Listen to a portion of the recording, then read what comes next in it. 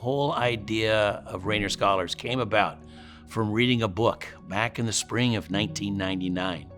The book's title was A Hope in the Unseen, and in that book it mentioned a program in New York City. The name of the program is Prep for Prep, and that turned into a trip to New York City. I spent 3 days there, met with 17 different staff people. My head was full of ideas and came back to Seattle, and here we are today. I knew that in moving forward, I had to start talking to people and bouncing the idea off. And the first people I talked with were folks that I had known for 20 years, members of a black church down in Rainier Valley called Emerald City Bible Fellowship. The pastor there and I had worked for the same nonprofit many years ago, and they were the first people I talked to because I went to the community first to see if they liked the idea and if this was really something worth doing.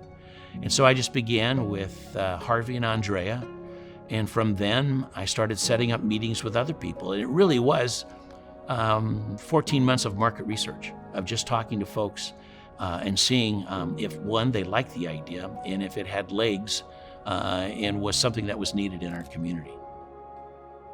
Rainier Scholars has evolved tremendously over the last 25 years. We began serving students in the summer of 2002, 70 to 75 intrepid young fifth graders who put their trust in an unknown program. And now we have over 1,000 students and families that have been impacted, and that number is growing every single year. Rainier Scholars has instilled within me a belief that if we commit as a community and as a society to truly offering the kinds of opportunities that some kids get to all students and all children, we will have a fundamentally more equal, equitable, and just society.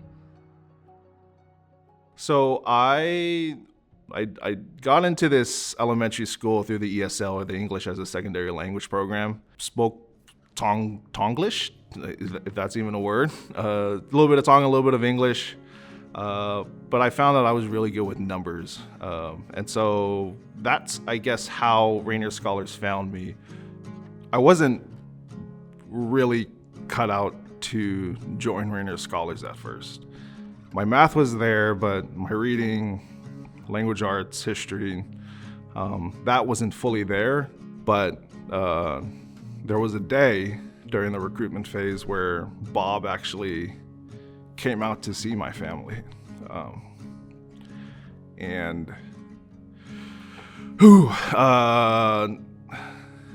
It's funny because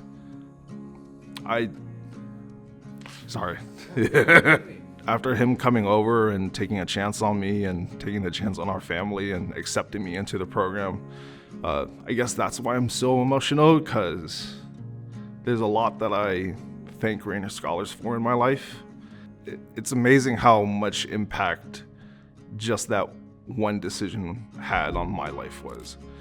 It led to me getting a college degree, me finding a career in engineering, me helping out my little brother and my little sister find their ways through private school and into college. And it's led to us realizing the dream that my parents had when they first came here.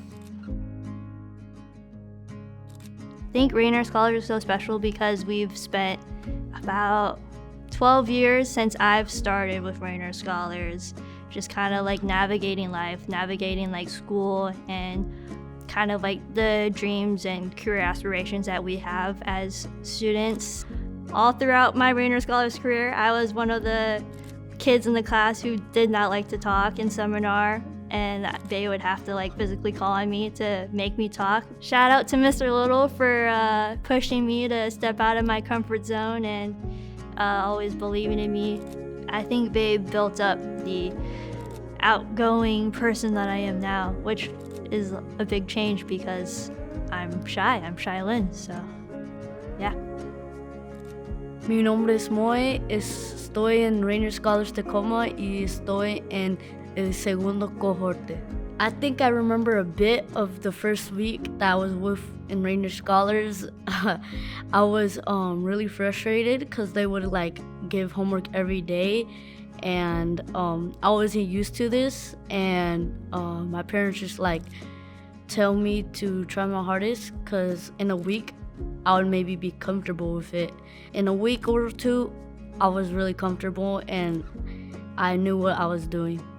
The topic that we're doing in Lit, what the American Dream is. So, in my opinion, what I put for my American Dream is to, I forgot. Oh, my American Dream was that you could do anything and it doesn't matter what race you are. All that matters is that you should have to be confident so you could go ahead on what your dream is. It feels great to reach maybe a bit higher of my potential, and it just feels really exciting to what I could accomplish in the future. What's at the heart of Rainier Scholars is love, commitment to something bigger than themselves, and believing in the potential of every single young person. And I feel very blessed and fortunate to be a part of this organization. United Negro College Fund saying is a mind is a terrible thing to waste. One mind is terrible to waste, because that one mind may be the doctor that comes up with a way to save your life. That one mind may be that college professor that inspires the next generation of leaders. We cannot afford in our society and our community to waste one mind, and that is at the heart of Rainier Scholars.